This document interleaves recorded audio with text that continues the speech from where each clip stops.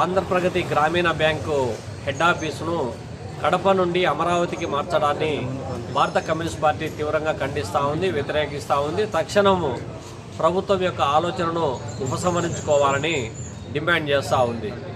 ప్రధానంగా కరువు పీడిత రాయలసీమలో గతంలో ఏర్పాటైనటువంటి ఏదైతే రాయలసీమ గ్రామీణ బ్యాంకు ఏదైతే ఉండిందో, రాయలసీమ గ్రామీణ బ్యాంకు అనేటువంటి దాన్ని ఆంధ్రప్రగతి గ్రామీణ బ్యాంకుగా మార్చడం అనేటువంటి జరిగింది.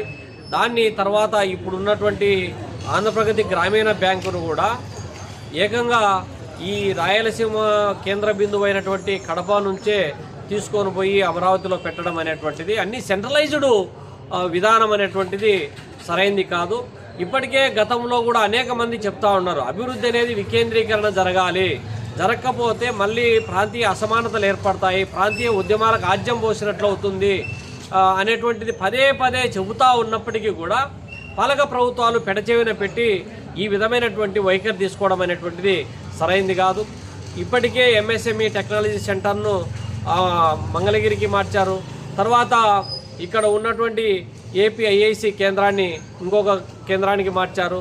కానీ ఆంధ్రప్రదేశ్ గ్రామీణ బ్యాంకుకు సంబంధించినటువంటి ఒకటి ఆపరేట్ చేసేటువంటి అకౌంట్స్ కలిగినటువంటి ప్రాంతము హెడ్ క్వార్టరు కడప, ట్రాన్సాక్షన్ కూడా ఎక్కువ కలిగినటువంటి ప్రాంతం కడప, ఎంప్లాయీస్ కూడా కోఆపరేషను లేకపోతే ఉన్నటువంటి మొత్తం నెట్వర్క్ అంతా కూడా కడప కేంద్రంగా ఉన్నటువంటి దీన్ని తీసుకొని పోయి ఉన్న ఫలంగా అక్కడ పెట్టడం అనేటువంటిది సరైంది కాదు.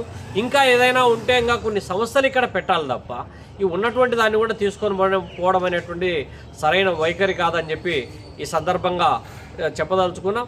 ఇప్పటికైనా ప్రభుత్వం వైఖరి మార్చుకోవాలని డిమాండ్ చేస్తూ ఉన్నాం.